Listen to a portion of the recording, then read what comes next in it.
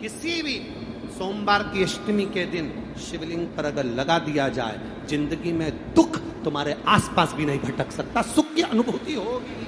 शिव महापुराण की कथा कहती है, बड़े ध्यान से सुनना।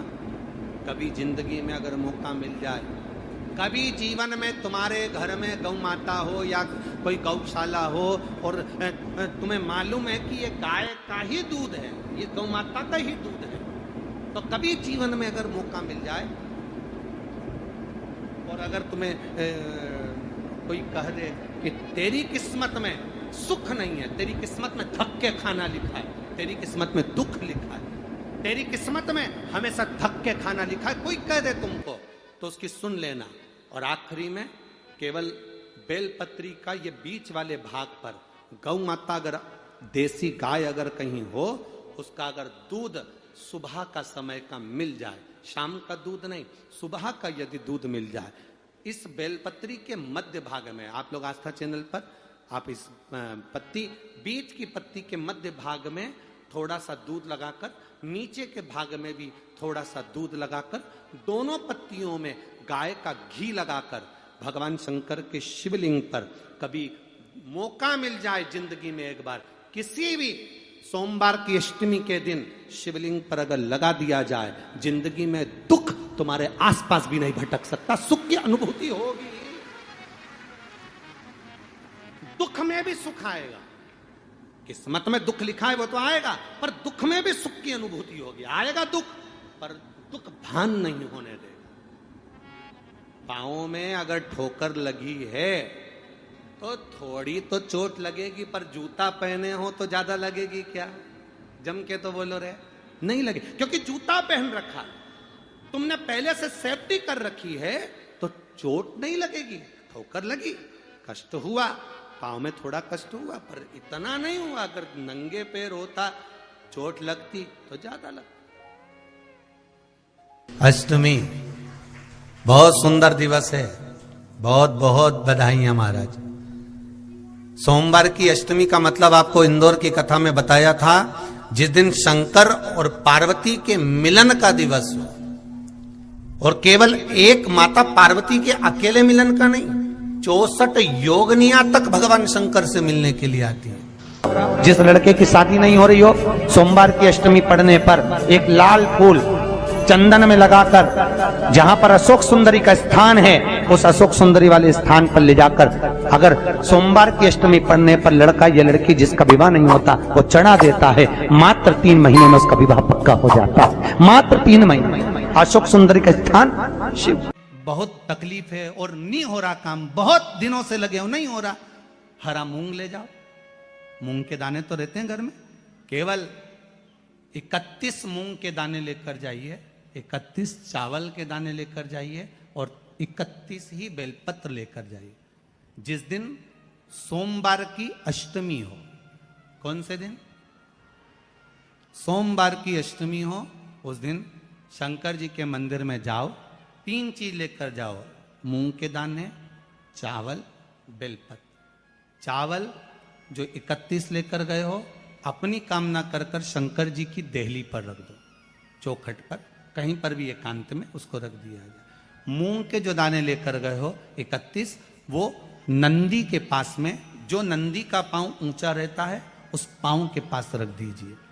और जो 31 बेलपत्र लेकर गए हो, वो 31 बेलपत्र अशोक सुंदरी वाली जो जगह है, आपको पहले बताया है कथा में, अशोक सुंदरी जी का स्थान, ये शिवलिंग, ये जलाधारी जहां से पानी बहता है, उसके बीच में एक मोटी सी लाइन होती है, जो शंकर भगवान की छोटी लड़की अशोक सुंदरी का स्थान है।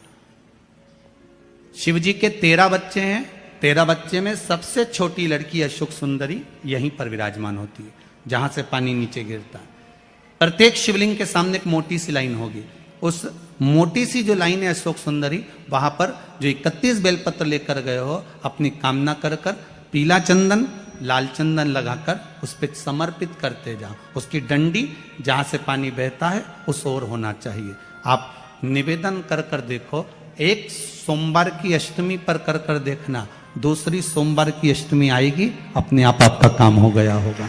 बाबा से निवेदन तो करो, क्यों भटक रहे? एक मात्र शिव मंदिर में झाड़ू लगा रही हैं अहिल्याबाई। साधारण सा भाव है, केवल एक झाड़ू।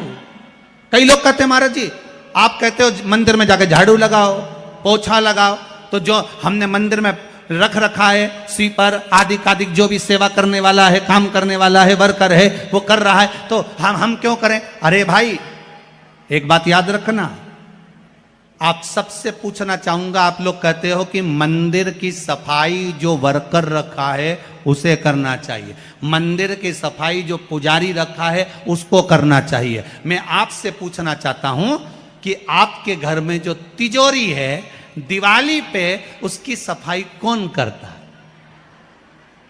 नौकर करता है? अरे बोलते तो जाओ। नौकर करेगा? नहीं। वर्कर करेगा? नहीं। स्वीपर करेगा? नहीं। तिजोरी की सफाई कोई दूसरा नहीं करता, तिजोरी की सफाई हमें करना होती है। उसी तरह मंदिर की सफाई ना पुजारी करे ना कोई वर्कर करे, जो दर्शन करने जाए वो करे, क्योंकि ये तिजोरी है हमारी, ये तिजोरी है हमारी, यहां से हमें मिलता है, ये मेरा देव अधिदेव महादेव देता है। और धतूरे का फूल,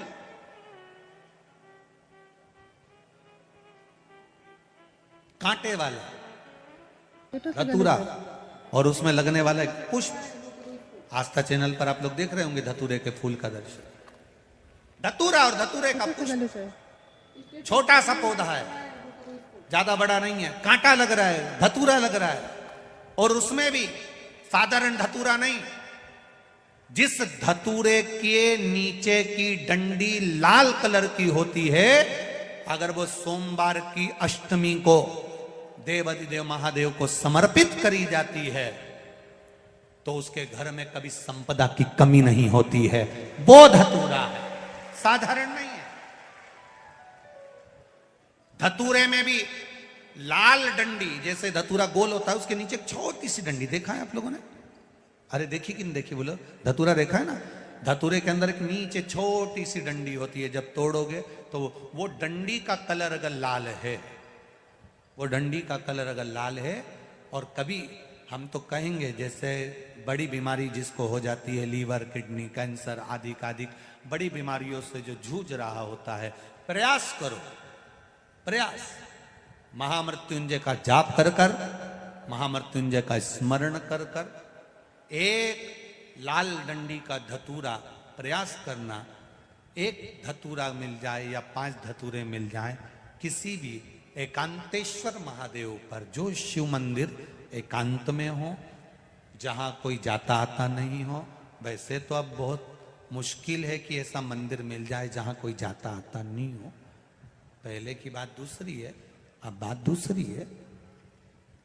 फिर भी कहीं आप रोड पे से निकल रहे हो, एकांतेश्वर महादेव अगर आपका दिख जाए, बहुत बीमारियों से ग्रसित हो, तो भी महामृत्युंजय जाप का स्मरण कर कर या किसी विद्वत ब्राह्मण जन से महामृत्युंजय मंत्र का जाप कराकर या भगवान शिव के मंत्र का जाप स्वयं कर कर, वो भी ना बने तो पंचाक्षर मंत्र नमः शिवाय, षडाक्षर मंत्र ओम नमः शिवाय, या श्री शिवाय नमस्तुभ्यम जप कर वो लाल डंडी का धतूरा 5 एकांतेश्वर महादेव को आप समर्पित कर सकते हो। रोग थम जाएगा, जो दवाई खाओगे वो शरीर को लगना प्रारंभ हो जाएगी और आप स्वस्थ होना प्रारंभ हो जाएंगे। अगर बड़ा रोग, देवी शंकर के मंदिर में जाओ, शिव जी का पूजन कर कर जब वापिस आओ तो शंकर भगवान के मंदिर में जो बाहर नंदी बैठता है उसके कानों में ओम नमः शिवाय बोलकर अपने मन की कामना उसके कानों में बोलकर आप आ जाइए, आपकी कामना 3 महीने में पूरी हो जाती है। नंदी के ईश्वर भगवान का स्मरण करिए।